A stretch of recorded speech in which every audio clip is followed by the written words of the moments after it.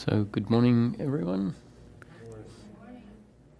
Bonjour à toutes et à tous. Aujourd'hui, et en particulier ce matin, je voudrais vous parler de la prise de décision dans la vie de tous les jours. Comment prendre des décisions quand on sait que tout est prédéterminé et que nous ne sommes pas les auteurs de nos actes. Étant donné qu'en pratique, la vie avance effectivement grâce aux décisions que nous sommes amenés à prendre régulièrement. But before I do that, I'd like to just refresh not so much about the daily living. Mais avant de faire ça, je voudrais d'abord parler non pas tant de la vie de tous les jours que de ce qu'est la vie d'un point de vue plus large, la vie telle qu'elle est perçue dans le cadre de cet enseignement. Après cela, nous pourrons parler de la vie de tous les jours et de la prise de décision dans la vie quotidienne. And later on, Un peu plus tard, nous pourrons discuter de la manière de ressentir dans notre propre corps ce que nous avons envie de faire. and that can transition into a discussion Et about ça sera alors peut-être l'occasion de discuter de la manière de ressentir les énergies qui résultent du faux sentiment d'être les auteurs de nos actes et de notre attachement à des résultats. Par énergie, je veux parler de ces énergies qui sont réprimées dans le corps et qui résultent de nos croyances. Donc des émotions et des énergies en lien avec des événements passés auxquels nous restons attachés à cause de notre faux sentiment d'être les auteurs de nos actes et de notre attachement à des résultats. Et tant que toutes ces croyances restent enfermées dans notre système, nous sommes obligés de continuer à avoir la même vision de la vie.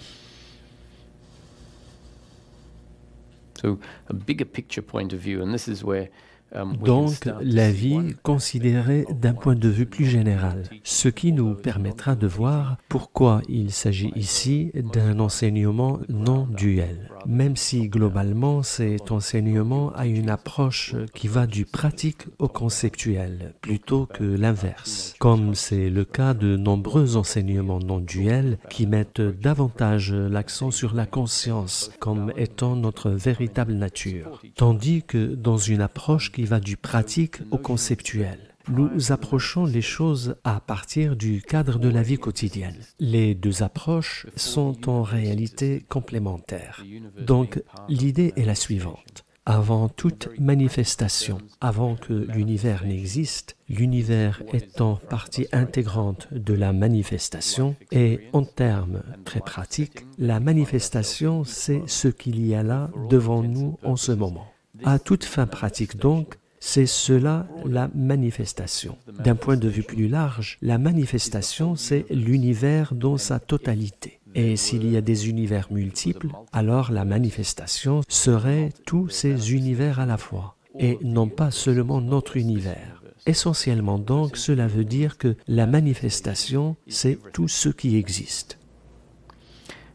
and where did the everything Et come from? d'où vient ce tout? Quelle en est la source? And in this framework, Dans le cadre de cet enseignement, comme dans le cadre des enseignements non duels traditionnels, tout est apparu de rien. Shiva turned into Shiva est devenu Shiva Shakti, Shiva étant l'énergie inerte ou la potentialité. at some point actualizes and manifests À and un becomes moment donné, duality. Shiva s'est actualisé ou s'est manifesté et il est devenu une dualité. Shiva Shakti au lieu de juste Shiva. Et Shiva Shakti, c'est l'énergie en mouvement. La manifestation, c'est donc une énergie qui, au préalable, était une énergie inerte, une énergie potentielle, et qui s'est actualisée pour devenir le tout. So we could look at it if you like, Nous but pourrions donc considérer le moment qui a vu le non-manifesté devenir le non-manifesté étant un autre mot pour désigner la conscience inerte ou la source inerte. Nous pourrions considérer ce moment-là comme étant le Big Bang, si nous voulons voir les choses sous un angle matérialiste. so the immense Donc une immense potentialité créative, une énergie en ébullition qui explose et devient une manifestation. and at any point Et à chaque moment de la manifestation, cette manifestation en est toujours une. Même si, sur la base même de notre observation et sur la base de la conscience que nous en avons, nous pouvons voir qu'il s'agit d'une manifestation qui ne cesse de changer, de se développer et d'évoluer. Il est très clair, après examen, même s'il n'y a pas lieu de considérer ces définitions comme étant absolues, il est très clair que d'un certain point de vue, la vie est une évolution. Nous pouvons voir par exemple comment les organismes ont apparu là où il n'y en avait pas avant et comment ils se sont complexifiés après avoir été des organismes basiques. Nous pouvons voir cette évolution aussi dans la technologie et dans l'industrie. Il y a eu toutes sortes d'évolutions. Il y a eu également une évolution dans la compréhension consciente de qui nous sommes. And from one perspective, we could say that the movement towards knowing ourselves more fully, the movement towards... Nous pourrions donc dire que d'un certain point de vue, le fait pour nous de vouloir nous connaître de façon plus complète, le fait pour nous de vouloir aller vers la tranquillité d'esprit dans la vie de tous les jours, fait partie de ce processus évolutif. Les humains sont apparus et ont eu, pendant un certain temps, à lutter contre les éléments de la nature pour survivre juste. Leur préoccupation était de ne pas être mangés par des tigres ou autres créatures susceptibles de les tuer. Leur préoccupation était de mettre en place des systèmes pour se nourrir. Et au fur et à mesure que la population se développait, ils ont eu à fourrager et à essayer de trouver suffisamment de nourriture dans la nature pour nourrir toute la communauté. Il y a eu donc une évolution et pendant un certain temps, cette évolution a permis à l'humain d'apprendre à survivre sur Terre. Et nous pouvons voir qu'en règle générale, nous n'avons plus à nous préoccuper de ces choses de nos jours. Nous avons évolué de telle manière que nous sommes, du moins pour nous qui sommes ici, assez chanceux d'être au-dessus du seuil de pauvreté. Et bien que beaucoup de gens le soient encore, le conscient collectif est maintenant armé pour survivre dans la vie. Nous n'avons plus à faire attention à ce qui relève de la survie élémentaire. Par conséquent, le stade ultérieur de notre évolution est de faire en sorte que la vie devienne plus optimale. Nous sommes partis d'un stade où il nous n'était pas possible de survivre confortablement à défaut d'abri et de mécanismes de défense convenables face à la nature, et nous avons développé ce qu'il fallait pour que la vie puisse être plus optimale. Et maintenant que nous savons comment survivre dans la vie, le stade suivant, c'est de survivre de manière heureuse.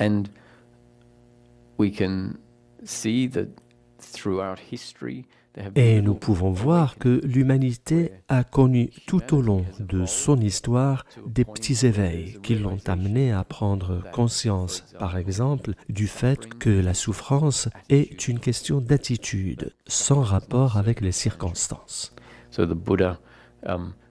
Bouddha, par exemple, a délaissé son palais pour se consacrer à l'introspection et à la contemplation, qui ont donné lieu à certaines réalisations. Nous pouvons donc dire qu'il s'agit là d'une évolution qui a atteint un nouveau stade, non pas celui de la survie, mais celui de la connaissance de soi, celui d'une survie heureuse. Il n'y a pas que Bouddha. Tout au long de l'histoire, il y a toujours eu des gens qui étaient intéressés par cette question. Donc le fait qu'il commence à y avoir de nouvelles visions de la vie qui jaillissent dans la conscience collective, le fait que le nombre de ces lumières soit toujours plus important, tout cela nous renseigne sur la continuité de cette évolution, une évolution qui se fait de façon lente et progressive. Tous ces gens sont donc les prédécesseurs de cette vague évolutionnaire qui finira, je n'ai aucun doute là-dessus, par acquérir de la force et permettra aux humains de vivre heureux par défaut, à supposer que nous survivons assez longtemps. Et ils trouveront ça normal. Car la fausse idée ancrée en nous par rapport à qui nous sommes est que l'évolution a mis en place ne saura durer indéfiniment. So, the unmanifest, Donc, le non manifesté, le rien absolu, l'absence de toute création et de toute évolution devient le manifesté, devient l'histoire de la vie, depuis le commencement et jusqu'à la fin des temps. Et tout ce qui existe entre ce début et cette fin fait partie de cette histoire de la vie. La source est devenue l'histoire. Elle n'a pas créé une histoire qui lui est extérieure. Dieu n'est pas en train d'infliger la souffrance à vous et à moi. Dieu est devenu vous et moi, et tout le reste. Il est devenu cette histoire dans laquelle un élément inflige la souffrance à un autre élément. Ça fait partie de l'histoire globale et de son déroulement. Et pourquoi pas? Pourquoi pas cette histoire-là? Ce n'est pas différent d'un film d'horreur que nous considérons comme un genre cinématographique à part entière. Et il y a plusieurs genres cinématographiques, le comique, les films dramatiques, les films d'action. Donc, si la source dans sa forme non manifestée est une potentialité infiniment créative, pourquoi notre vie ne serait-elle pas, elle aussi, une expression artistique valable? Et en effet, quand nous examinons les choses de très près, il est indéniable qu'il s'agit effectivement d'une histoire extraordinairement créative, une histoire d'une complexité étonnante à plusieurs niveaux, que ce soit dans la nature ou dans la physique qui sous-tend la nature.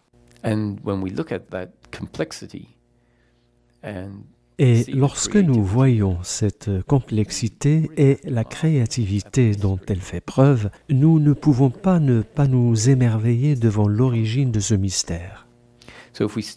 Si nous commençons donc à voir la vie comme une création qui se déroule exactement comme elle est destinée à le faire, si nous la voyons comme étant le non manifesté devenu le manifesté, nous comprenons que tout ce qui existe dans la manifestation fait partie de cette création, la seule qui soit, fait partie de cette source. Tout ce qui existe dans la manifestation est inséparable de la source. C'est essentiellement et fondamentalement la même chose.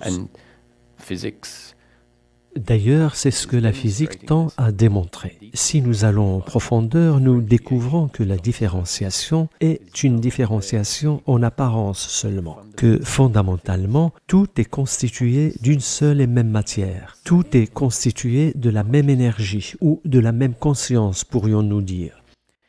Donc, une fois que ce tableau d'ensemble a été dressé, nous pouvons alors descendre au niveau de la vie quotidienne, sans oublier que ce qui se passe dans la vie quotidienne fait partie de la création. Rien de ce qui se passe dans la vie quotidienne n'est séparé de ce qui a été créé. Cela dit, si nous n'aimons pas l'idée selon laquelle tout a surgi en tant qu'histoire dans la conscience, nous pouvons voir les choses du point de vue de la théorie du Big Bang en disant « Très bien, une explosion s'est produite et la vie en a été le résultat ».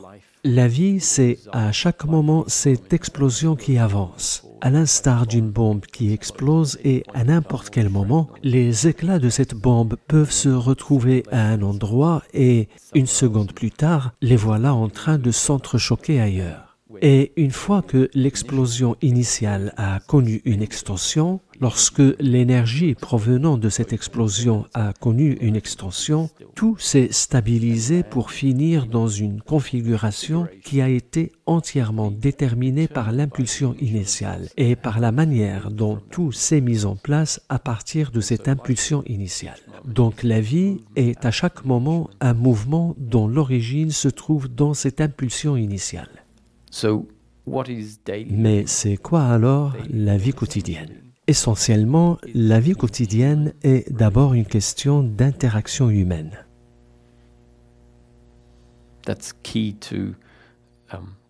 C'est dans les interactions humaines que réside la clé de l'histoire des humains, du moins telle que nous la connaissons. Et la question qui découle de tout cela, et nous en avons beaucoup parlé, est celle-ci. Que recherchons-nous vraiment en pratique?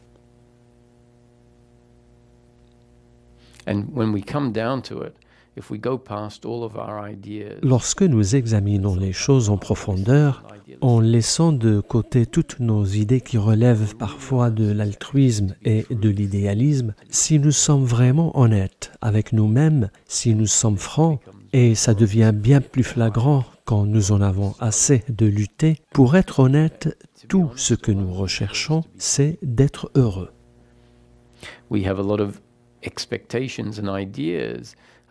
Nous avons beaucoup d'attentes et d'idées sur ce qui est susceptible de nous rendre heureux. Si on se disait, très bien, peut-être que je ne sais pas. Je ne sais pas s'il est vrai que j'ai besoin de toutes ces choses pour être heureux. Peut-être que je n'ai pas besoin de sauver le monde ou que le monde soit différent pour être heureux. Après tout, si je veux que toutes ces choses se produisent, c'est parce que je pense qu'elles me rendront heureux. Et pour être honnête, je ne sais pas. Tout ce que je veux, c'est d'être heureux.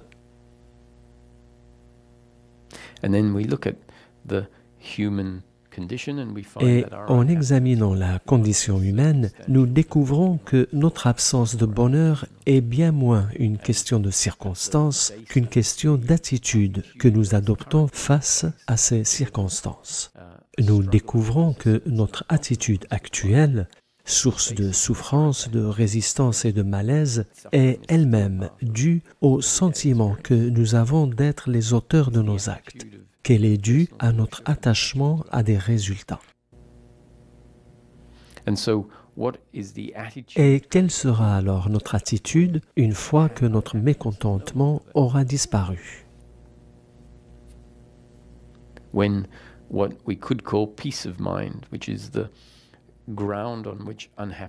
Notre attitude sera une attitude de cœur, pourrait-on dire, parce que ce n'est pas une attitude mentale, comme celle qui résulte du faux sentiment d'être les auteurs de nos actes, ou celle qui résulte de notre attachement à des résultats. Ce n'est pas une attitude qui requiert de remplacer des croyances par des croyances différentes. Il s'agit plutôt d'une attitude qui découle de la dissolution du faux sentiment d'être les auteurs de nos actes, de la dissolution de notre attachement à des résultats. Et ce qui vient remplacer cette attitude, c'est une manière de vivre qui laisse s'exprimer la nature essentielle de l'être humain, une nature qui est antérieure à la pensée. Oui, me diriez-vous, mais si je perds mon sentiment d'être l'auteur de mes actes, si je perds mon attachement à des résultats, j'aurai besoin d'une nouvelle attitude, non? J'aurai besoin d'un nouveau système de croyances.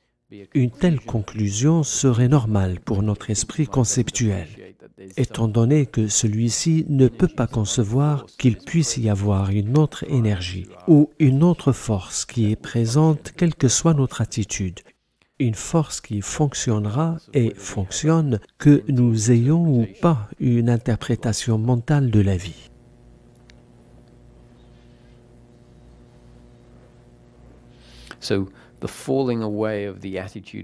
Donc la dissolution du faux sentiment d'être les auteurs de nos actes, la dissolution de notre attachement à des résultats fait lever le voile sur quelque chose qui est là, qui a toujours été là, pourrait-on dire. Quelque chose de plus réel, de plus authentique que n'importe quel système de croyance que nous pouvons avoir. Et au cœur de ce quelque chose qui est antérieur à la pensée, il y a d'abord ce sentiment d'existence. Je suis, j'existe. Je n'ai pas besoin de penser « je suis ». Je n'ai pas besoin de créer une idée de qui je suis pour que ce sentiment d'existence soit là. Et non seulement il y a ce sentiment d'existence qui est antérieur à la pensée, il y a aussi la conscience. Non seulement la conscience, mais la conscience du monde qui nous entoure. Ce n'est pas quelque chose que nous avons besoin de mettre au monde ou de commenter pour qu'elle existe.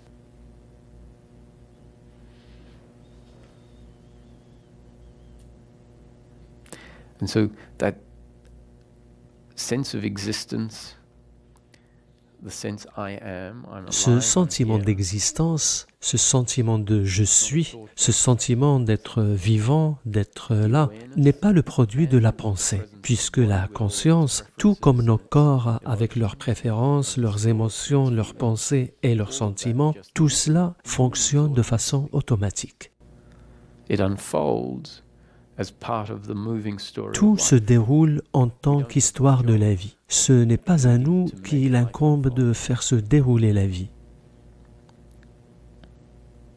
So, with this recognition that life has always been moving, it's never been Reconnaître me donc that's que making la vie s'est toujours déroulée de la manière dont elle devait le faire, que ça n'a jamais été moi qui faisais que la vie se déroule d'une manière particulière. Reconnaître que notre attitude qui consiste à croire que nous sommes les auteurs de nos actes, notre attitude d'attachement à des résultats, est une interprétation de la manière dont la vie se déroule. Une interprétation qui dit « c'est moi qui fais en sorte que la vie se déroule comme ceci ou comme cela », au lieu de reconnaître que la vie est une dynamique bien plus grande que vous et moi. Moi, vous et les autres faisons partie de cette dynamique. Nous sommes vécus, nous sommes mus par la vie.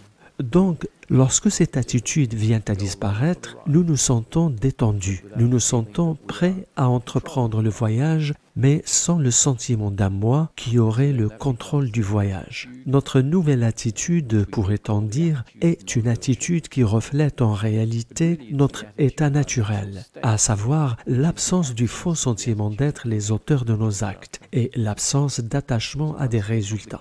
Donc, encore une fois, non pas le gain de quelque chose, mais la dissolution d'une fausse interprétation que nous avons de nous-mêmes et de ce qu'est la vie. And life will continue to unfold exactly as it's destined to unfold. En l'absence du faux sentiment d'être les auteurs de nos actes, la vie continuera à se dérouler exactement comme elle est destinée à le faire et comme elle l'a toujours fait. D'ailleurs, si ce n'était pas le cas, la personne qui perdrait le sentiment d'être l'auteur de ses actes deviendrait comme une statue, incapable de bouger. Et ce n'est bien sûr pas le cas puisque nous sommes mus par la vie.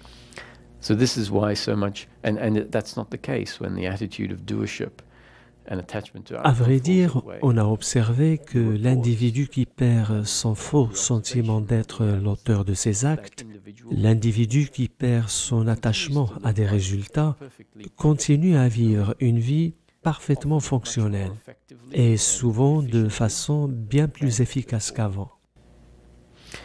The reports from Nous avons eu des individus qui ont connu cette expérience et qui nous ont rapporté que la vie était devenue plus abondante, qu'il y avait davantage de synchronicité et d'aisance dans leur vie. Et il y a en effet une magie qui se produit lorsque la croyance mentale dans notre capacité à contrôler la vie vient à disparaître.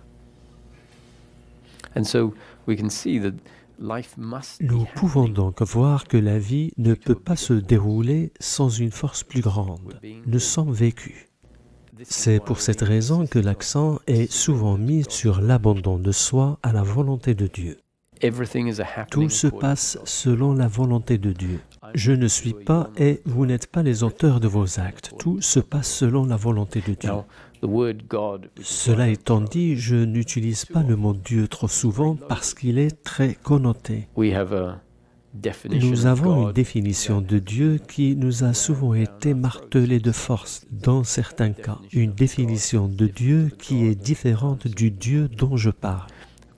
Il n'est pas nécessaire d'utiliser le mot Dieu. Nous pouvons dire la vie ou la source, parce que la vie provient d'une source, visiblement. everything is happening Tout ce according qui arrive est le produit d'une vie impersonnelle, ou le produit de la source, or actually ou de ce qu'on peut appeler Dieu. if we're aware that we're Du not moment talking que nous sommes conscients que nous ne parlons pas d'un Dieu là-haut qui nous surveille en disant « là vous faites bien et là vous ne faites pas bien, là je vais vous récompenser et là je vais vous punir ». un Dieu qui est séparé, un Dieu qui d'un côté est supposé dominer sur tout et d'un autre côté nous punira pour le mal que nous aurons fait. It doesn't make sense. Ça n'a pas de sens. Nous devons laisser tomber certains concepts concernant Dieu. Si Dieu domine sur tout, si nous ne pouvons fonctionner que selon sa volonté, pour quelle raison nous punira-t-il? We're doing His will. Nous faisons sa volonté.